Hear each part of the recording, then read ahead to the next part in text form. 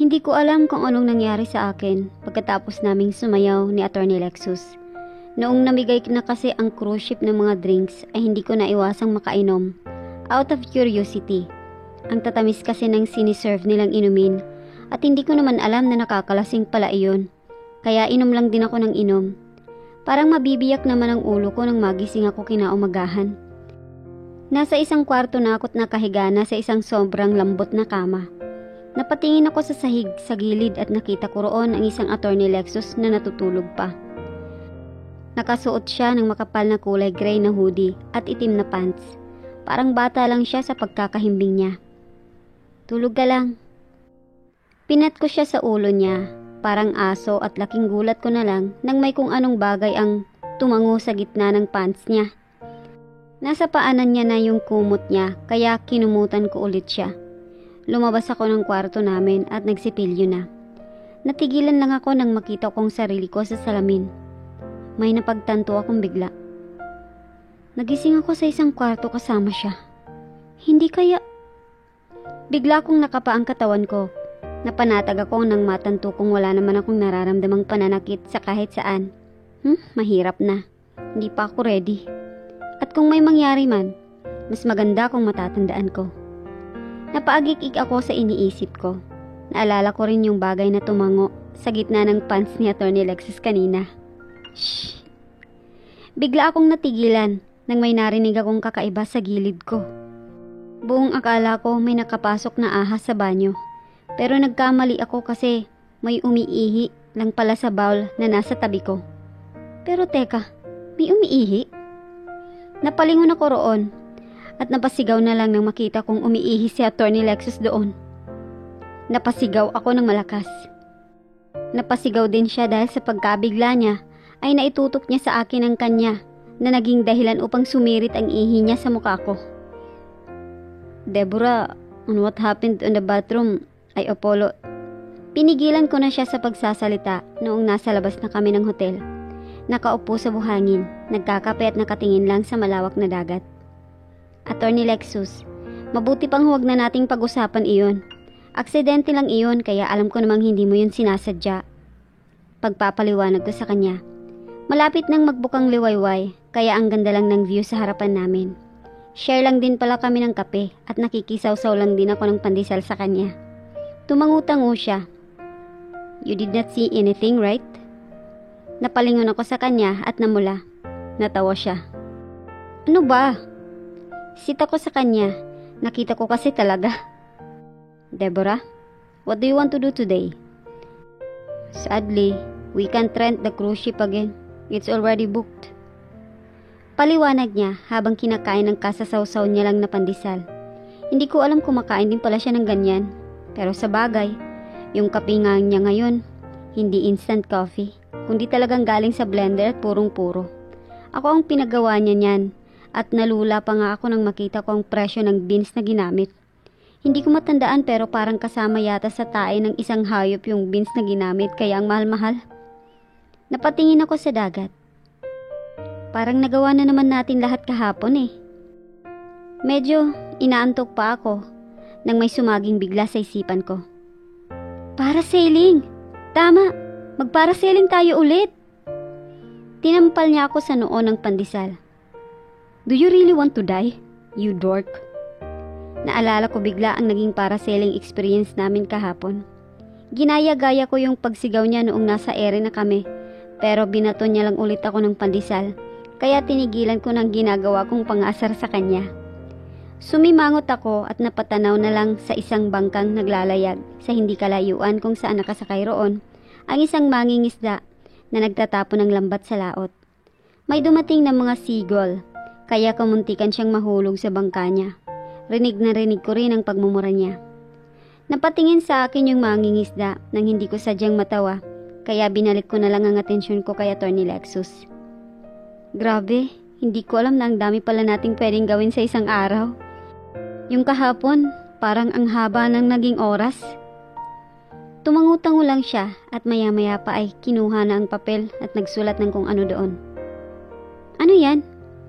Tanong ko. I'm transcribing something. Kumunot ang noo ko. You don't need to know. It might take me a day before I'll finish this one. So you can go your own today. Magkita na lang tayo mamayang gabi. Mukhang seryoso siya sa sinabi niya, kaya pinagkainteresan ko yung pinagkakaabalahan niya. Patingin. Tinanaw ko yung sinusulat niya sa papel, pero tinago niya agad. Wag na. Sita niya sa akin. This is a top secret project, okay? Nag-make face lang ako. Sinita niya ako at tinigilan ko ng paglalaro sa mukha ko. Maya-maya pa, dumating na si Attorney Concept. Halatang bagong gising pa ito dahil naniningkit pa ang mga mata nito. Gaya ni Attorney Lexus ay nakasuot lang din siya ng gray pants, pero ang kaibahan lang ay naka-white shirt ito na may prints ng Boracay logo sa harap. Nona, do you want to swim already? Tanong niya sa akin. Nasa tabi ko na siya at nag-stretching. Ano ba? Don't bother Deborah. She's mine. Ani nang busy pa rin si Attorney Lexus. Attorney Lexus, ba't ang harsh mo kay Attorney Concept? Tanong ko sa kanya. I hate keeping junior attorneys who doesn't win the cases I assigned to them. Sagot niya. Nakita kong nasaktan si Attorney Concept sa sinabi niya, kaya hinila ko na lang siya palayo roon. Ayos ka lang ba? Tanong ko sa kanya. Nginitian niya lang ako at tinanguan. Kasing tangkad niya si Attorney Lexus kaya medyo sumakit ang leeg ko nung maayos ko siyang tiningnan. Nona, swimming tayo? Tanong ni Attorney Concept at lumusong na nga kami sa dagat. Hindi pa ba gising ang iba? Tanong ko habang nakahawak sa braso niya. Mahina lang yung mga alon pero minsan ay nakakawala pa rin ng mga balanse. Ginising ko ang iba for breakfast pero ayaw nilang magising eh. Nakita ko kayo ni Attorney Lexus na nasa labas kaya pinuntahan ko na kayo. Tumango ako at sinabuyan siya ng tubig dagat. Tawang-tawa siya sa ginawa ko at gumanti rin siya. Mababa pa yung tubig kaya nagawa namin ni Attorney Concept na lumayo-layo pa ng kaunti. Willis Rock? Tanong ko nang mabasa ang isang signage na nakapatong sa maliit at mabatong islang nasa gilid ng dalampasigan. Narating namin ito ni Attorney Concept. Makalipas lang ang ilang minutong pagliliwaliw sa dagat. Nang umakyat kami roon, natanto naming malayo-layo na rin pala ang inabot namin. Sa katunayan, singlaki na lang ni Attorney Lexus ang hinlalaki ko ngayon. Nakaupo pa rin siya sa buhangin habang may kung anong tinatranscribe sa isang papel. Attorney Lexus seems to hate me, Nona. Confession ni Attorney Concept sa akin noong makaupo na kami sa patag na bahagi ng Willis Rock. Huh? Bakit mo naman nasabi? Tanong ko kahit halata namang nasaktan talaga siya sa sinabi nito sa kanya kanina. I just want to be close with him but he's always pushing me away. Idol na idol ni Attorney Concept si Attorney Lexus to the point na kung anong magiging desisyon nito sa buhay ay handa siyang sundin ito. Kaya naiintindihan ko na lang ang nararamdaman niya kung bakit sumasama ang loob niya sa pagiging cold ni Attorney Lexus sa kanya. Nona, you know that I was his scholar, right? At siguro kung hindi ako naging scholar niya, I would never become an attorney right now. I came from a very poor family. And Attorney Lexus just made a way for me to reach my dreams. I owe him so much that I want to take care of him. But it seems like he's not interested of keeping me around or at least accepting my company. Ano ba? Huwag mong isipin yan. Sita ko sa kanya noong palungkot na palungkot ang boses niya. Attorney Lexus is just the type of person na gusto laging mapag-isa. Pagpapaliwanag ko sa kanya. He can be his best when he is alone at sobrang perfectionist din. Pareho kaming napatingin kay Attorney Lexus na naroon sa malayo at parang tangang kinakausap ang sarili. Kaya ganun talaga siya. Pero hindi ibig sabihin nun na hindi kanya na-appreciate. Deep inside him, for sure, masayang masaya siyang nandyan ka. You might not always win cases right now. Pero ayos lang yun dahil bata ka pa naman. Someday, you'll become as great as him. O baka nga mas mahigitan mo pa siya eh. Kaya Attorney Concept, cheer up, okay? Wow, Nona. Lumiwanag ang mukha niya. If Attorney Lexus doesn't have a plan of marrying you, can I marry you instead? Ako? Bakit? Crush mo ba ako? Tanong ko sa kanya. Tumango-tango siya na parang isang maligalig na aso. At bakit naman? Hindi naman ako maganda ah. Kasi crush ka ni Attorney Lexus, kaya sa tingin ko crush na rin kita. Ay, bakit ka ba ganyan? Sita ko sa kanya at hindi ko na nga siya nahabol nang mag-dive na siya sa tubig. Hindi ako naapektuhan sa sinabi niya dahil alam ko rin namang nagbibiro lang siya. I know that he still loves his ex. At iyon ay walang iba kundi ang no-hold-barred na si Stephanie. At ako, crush ni Attorney Lexus, puputi na lang ang uwak at hindi mangyayaring bagay na iyon. Napatingin ako sa gawing dalampasigan at natigilan akong bigla nang makita ko si Attorney Lexus na nakatitig sa akin at tila tapos na sa pagtatranscribe ng kung anumang tinatranscribe niya. Namula ako sa ginawa niya na pagtitig sa akin kaya umiwas agad ako ng tingin. Bumaba na ako ng Willis Rock pero agad din naman akong napakapit sa bato ng matanto kung tumaas na ang tubig at hindi naabot ng paa ko ang buhanginan. Bumalik ako sa kinatatayuan ko at hinagilap si Attorney Concept. Noong unay, nainis pa ako dahil akala ko iniwan niya na ako roon. Pero nang mapatingin ako sa kabilang side, ay napahingi na lang ako ng saklolo nang makita ko siyang nalulunod at unti-unti nang bumababa ang katawan sa tubig. Napaiyak ako nang muli akong humingi ng saklolo. Sinubukan ko ring lumusong sa tubig pero hanggang doon lang ako malapit sa Willis Rock dahil sa malalim ng tubig. Saklolo! Halos mapaos na akong kakahingi ng saklolo at ang akala kong hindi na talaga masasagip si Attorney Concept ay biglang nabura nang makita kong may lumalangoy na papunta sa gawin niya. Sobrang bilis ng taong lumangoy na naging dahilan ng pagbula ng tubig. Hindi ko agad nakita kung sino ang nagtungo roon pero hindi naglaon ay napabugan na lang ako ng isang matinding pag-iyak nang makita kong si Attorney Lexus pala ang sumagip sa kanya. Ipinatong ni Attorney Lexus si Attorney Concept sa patag na bahagi ng Willis Rock at tinampal-tampal ang mukha nito para magising. Bakit hindi siya nagigising? Iyak ng iyak kong tanong. Hindi sumagot si Attorney Lexus at mabilis niya nalang pinatungan si Attorney Concept para i-CPR. Nataranta ako dahil sa takot. Count the minutes. Mahinahon ngunit may pangambang utos sa akin ni Attorney Lexus. Tumangutango ko at binilang ang oras. 5 minuto na ang nakalipas at hindi pa rin nakakamalay si Attorney Concept.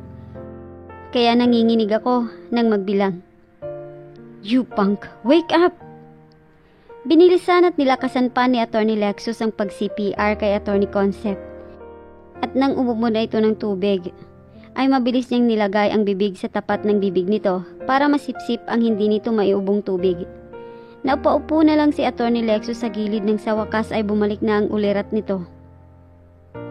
Nakangiting tinawag ni Attorney Concept si Attorney Lexus. Naiyak ako nang makitang nakangiti na ito.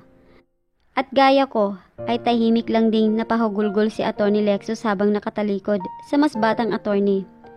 Sa totoo lang, hindi talaga ako sigurado noong sinabi ko kay Attorney Concept kanina na hindi totoong hindi nakikita ni Attorney Lexus ang halaga niya. I was just trying to comfort him.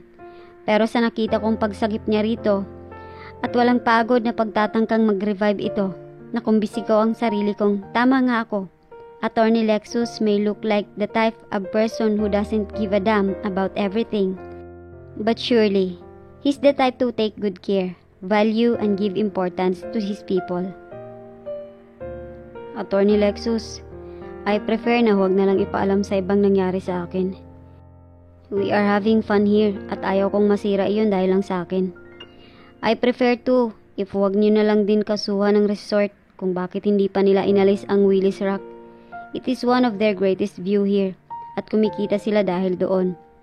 It was my fault after all kasi lumangoy-langoy na lang ako roong hindi nag-iisip. Kaya please po, huwag niyo na lang gawin ang balak niyo. Okay, I won't do it. But in exchange, I should be firing you. Ano ba, Attorney Lexus? Grabe naman yan. Sita sa kanya ni Deborah. Nakabalik na sila sa nererentahan nilang hotel at ngayon ay nasa sala na nga sila ng unit na nererentahan nila. It is still 7 in the morning at hanggang ngayon ay hindi pa rin nagigising ang mga kasamahan nila. Blanko siyang napatingin kay Attorney Concept na nakaupo sa tapat niya. Napayuko ito dahil sa talim ng pagtitig niya. He really thought he's dead. Akala niya mawawalan na naman siya ulit ng taong malapit sa kanya. Pero buti na lang talaga ay hindi yun nangyari. Buti na lang. Attorney Concept, ayaw mo ba talagang pumunta sa clinic? Talaga bang okay ka lang? Nag-aalalang tanong ni Deborah kay Attorney Concept. Tumango ito at ngumiti. You too. Aniya kay Deborah. You should be responsible on what happened on this punk. Mas matanda ka sa kanya at hindi mo siya dapat dinala roon. Attorney Lexus, wala pong kasalanan si Nona. Ako ang pumilit sa kanyang magpunta roon. Depensa ni Attorney Concept.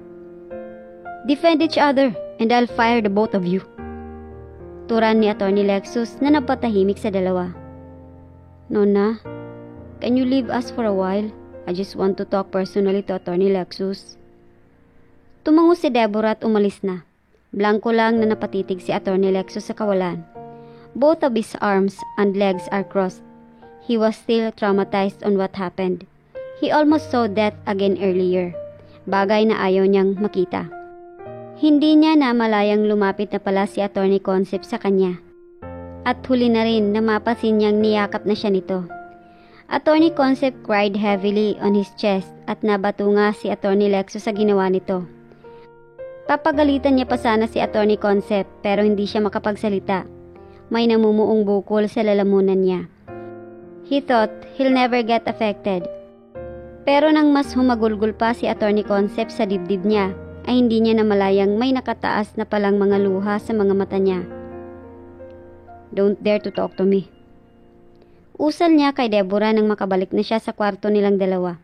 Sinubukan siyang kausapin ito pero pinigilan niya lang ito. Hihiga pa sana siya sa kama nilang dalawa pero nang maalalang doon pala humihiga si Deborah, ay naglatag na lang siya ng makapal na kumot sa sahig at doon na pumesto ang sarili. Bakit ka ba ganyan? Bakit ba ang tigas-tigas ng puso mo?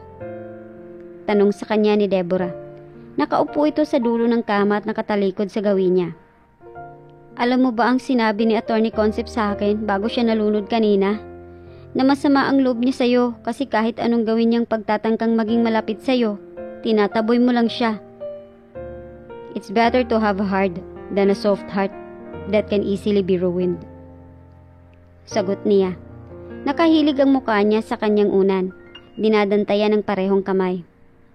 Bakit ka ba ganyan? Sinita siya ni Deborah sa mahinahong paraan.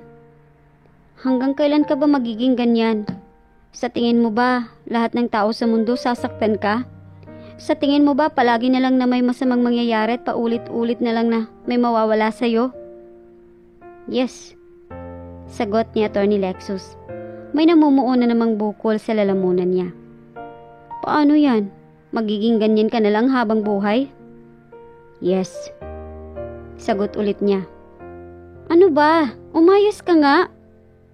Narinig niyang naiyak si Deborah. Life is unjust, painful, and afflicted. That's why lawyers like me exist. Talaga ba? Yes. Sa tingin mo ba talaga nag-i-exist ang mga lawyers na gaya mo dahil ganun sa tingin mo ang buhay? Yes. Ha? Lintik na yan. Magpapakamatay na lang pala ako kung ganun. Narinig niyang nagbukas ang bintana ng kwarto nila. Deborah, anong gagawin mo? Sita niya rito. Nang maramdaman niyang sinubukan ng umapak ni Deborah sa frame ng bintana, ay agad niya na itong nilapitan. What the fuck is your problem? Sigaw niya rito. Ikaw! Tinuro siya nito. Maya-maya pa ay napahagulgol na ito. Ikaw ang problema ko. Pinilit ni Deborah na pakalmahin ang sarili, pero pumalya lang ito. Hindi ko alam kung bakit ganyan ka. Hindi ko alam kung bakit mo nalang pinapangunahan ang lahat. Hindi ko alam kung bakit pinipigilan mong sarili mong sumaya. At ano naman sa'yo kung ganito ako? What is this to you that I'm a mess? What it is to you that I'm a very complicated person? Tell me, Deborah. Tell me. Nagkakasigawan na silang dalawa at wala silang planong pigilan ang sarili nila sa mga nararamdaman nila ngayon. Deborah starting to hate him and he's starting to hate himself too. Nanghina si Deborah. Kung ikaw may karapatang sabihing naiinis kang makita akong naghihirap. Kung ikaw may karapatang sabihing nasasaktan ka sa katotohanang nakatira lang ako sa dump site, bakit ako walang karapatang mag-alala sa'yo? You're a good person, Attorney Lexus. But why are you stopping other people from acknowledging it? Naitakip ni Deborah ang mga kamay sa sariling mukha nito at napaiyak na lang ng walang kasing sakit. Attorney Lexus was dumbfounded by what she said. He's lost with words to say. Sinubukan niyang yakapin si Deborah, pero umiwas lang ito.